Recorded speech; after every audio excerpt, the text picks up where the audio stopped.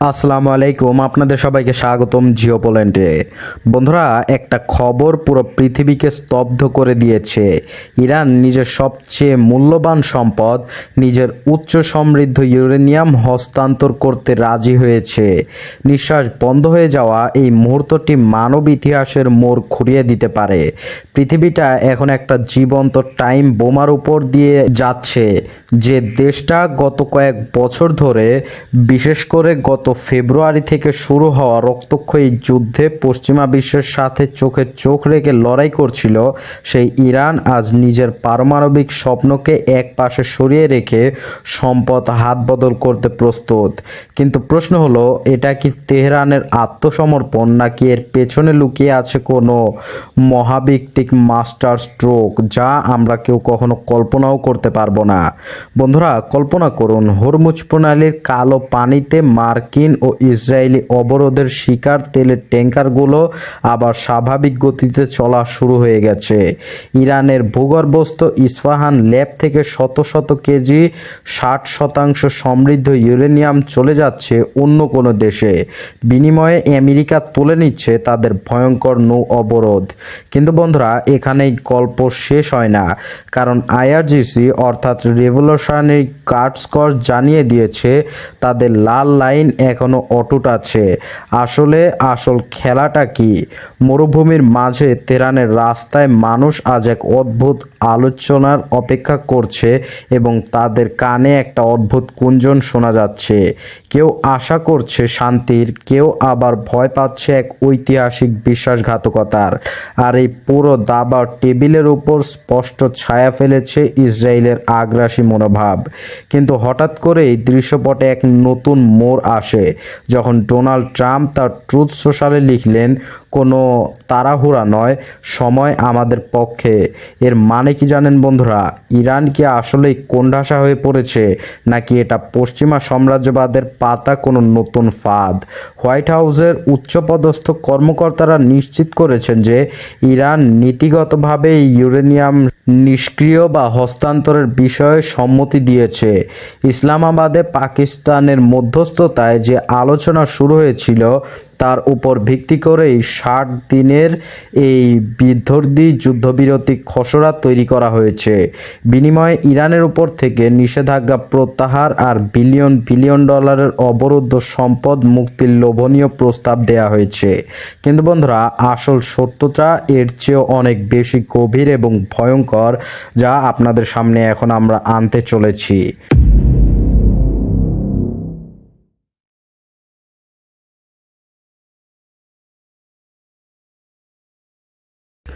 বন্ধুরা, আমাদের বুঝতে হবে এই যুদ্ধবিরতি বা সম্ভাব্য চুক্তি কি আসলেই মধ্যপ্রাচ্যের শান্তি ফিরিয়ে আনবে, নাকি এটি কেবল একটা মহাযুদ্ধের আগের শান্ত পরিবেশ।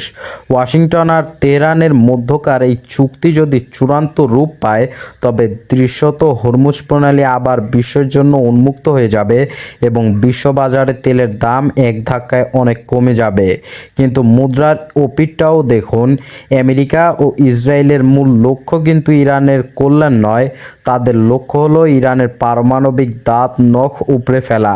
মার্কিন সামরিক পরিকল্পনাকারীরা ইতোমধ্যেই ইস্পাহানের মাটির নিচে লুকিয়ে থাকা ইরানের পারমাণবিক কেন্দ্রে বাংকার বাস্টিং বোমা হামলা বা ইসরায়েলি কমান্ডো অভিযানের ছক কষে রেখেছিল। কিন্তু ঠিক এই চরম সামরিক চাপের মুখে দাঁড়িয়ে ইরান কৌশলগতভাবে কিছুটা নমনীয় হওয়ার ইঙ্গিত দিয়েছে। কিন্তু বন্ধুরা, মধ্যপ্রাচ্যের এই দীর্ঘস্থায়ী যুদ্ধ কি এত সহজেই থেমে যাবে? ইসরায়েলি প্রধানমন্ত্রী বেনিয়ামিন নেতানিয়াহু ইতোমধ্যেই ট্রাম্পের সাথে ফোন আলাপে স্পষ্ট করে দিয়েছেন যে যে কোনো চূড়ান্ত চুক্তিতে ইরানের পারমাণবিক হুমকি পুরোপুরি নির্মূল করতে হবে। এর মানে হলো, আমেরিকা যদি সাময়িক শান্তির কথা ভাবে এবং ইরানকে অর্থনৈতিক স্থিতি দিতেও চায়, ইসরায়েল কখনোই ইরানকে সম্পূর্ণ সুরক্ষিত থাকতে দিবে না।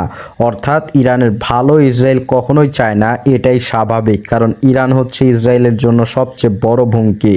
কিন্তু বন্ধুরা, ইরানের পররাষ্ট্র মন্ত্রণালয়ে আবার বলছে ইউরেনিয়াম হস্তান্তরের বিষয়টি প্রাথমিক খসড়ায় নেই, এটি পরবর্তী আলোচনার বিষয়। অথচ মার্কিন গোয়েন্দারা দাবি করছে ইরান মৌখিক সম্মতি দিয়ে দিয়েছে।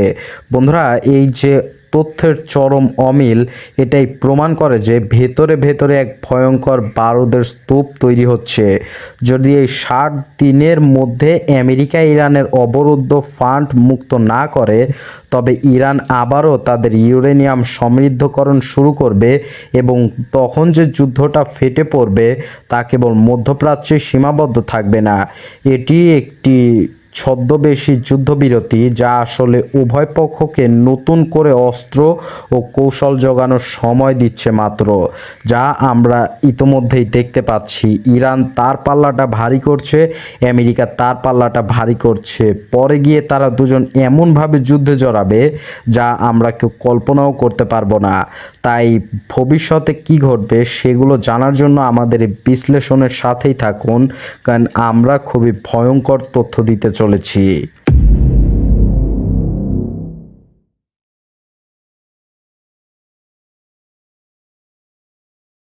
বন্ধুরা, এই ভূরাজনৈতিক দাবার বোর্ডে সবচেয়ে নীরব কিন্তু শক্তিশালী খেলোয়াড় হলো চীন ও রাশিয়া। পশ্চিমা বিশ্ব যখন ঢকঢোল পিটিয়ে প্রচার করছে যে ট্রাম্পের চাপে ইরান নতি স্বীকার করছে, তখন বেইজিং আর মস্কো অত্যন্ত ঠান্ডা মাথায় নিজেদের চাল চালছে। চীন এই অঞ্চলের সবচেয়ে বড় জ্বালানি আমদানিকারক। হরমুজ প্রণালী বন্ধ থাকার কারণে চীনের অর্থনীতিতে যে চাপ সৃষ্টি হচ্ছিল, বেইজিং তা দীর্ঘমেয়াদে হতে দিতে চায় না। তাই তারা ইরানকে অর্থনীতি সচল রাখার পরামর্শ দিয়েছে, যাতে চুক্তির আড়ালে ইরান রাশিয়ার মাধ্যমে নিজের তেল আবাদে বিক্রি করতে পারে। সবচেয়ে চমকপ্রদ তথ্য হলো, ইরানের এই উচ্চ সমৃদ্ধ ইউরেনিয়াম যদি দেশের বাইরে পাঠাইতেই হয়, তবে তার সবচেয়ে বড় গন্তব্য হতে পারে রাশিয়া, ঠিক যেমনটা 2015 সালের চুক্তিতে লেখা হয়েছিল। মস্কো এখানে অত্যন্ত চতুর এবং অত্যন্ত কৌশলী ভূমিকা পালন করছে। রাশিয়া খুব ভালো করে জানে মধ্যপ্রাচ্যে আমেরিকার প্রভাব যত কমবে, ইউক্রেন সহ বিশ্বমঞ্চে পুতিনের হাত ততটাই শক্তিশালী হবে। ইরান যদি ইউরেনিয়াম রাশিয়ার কাছে হস্তান্তর করে, তবে সেই পারমাণবিক সম্পদের নিয়ন্ত্রণ পরোক্ষভাবে রাশিয়ার হাতেই চলে যাবে, যা ওয়াশিংটনের জন্য হবে এক বিরাট কৌশলগত পরাজয়। চীন এবং রাশিয়া কখনোই চাইবে না যে ইরান মার্কিন ব্লকের সামনে পুরোপুরি আত্মসমর্পণ করুক। তারা ইরানকে এমন একটি প্রতিরোধের অক্ষ হিসেবে টিকিয়ে রাখতে চায়, যা মধ্যপ্রাচ্যে মার্কিন ও ইসরায়েলি আধিপত্য প্রতিনিয়ত চ্যালেঞ্জ করবে এবং তাদের মুখে মুখ তুলে কথা বলবে, যেন আমেরিকা বা ইসরায়েল মধ্যপ্রাচ্যে একচ্ছত্র আধিপত্য না আনতে পারে। সেই জিনিসটা ইরান খেয়াল রাখবে, আর ইরানের পিছন দিয়ে সাহায্য করবে রাশিয়া ও চীন। ফলে ট্রাম্প প্রশাসন যদি মনে করে তারা চীন রাশিয়ার অক্ষকে অবজ্ঞা করে ইরানকে একঘরে করে দেবে, তবে তারা এক চরম ভুলের স্বর্গে বাস করবে। বন্ধুরা, এই যে চুক্তি আসলে চীন ও রাশিয়ার জন্য মধ্যপ্রাচ্যে আমেরিকার একাধিপত্যকে অর্থনৈতিক ও কূটনৈতিকভাবে দুর্বল করার এক মোক্ষম হাতিয়ার, যা চীন ও রাশিয়া খুব ভালোভাবেই ব্যবহার করবে আমার মনে হয়। তারা যে কি করবে সেই বিষয়টা বুঝতে হলে আমাদের আরও গভীর বিশ্লেষণ করতে হবে, তাই আমাদের সাথেই থাকুন শেষ পর্যন্ত।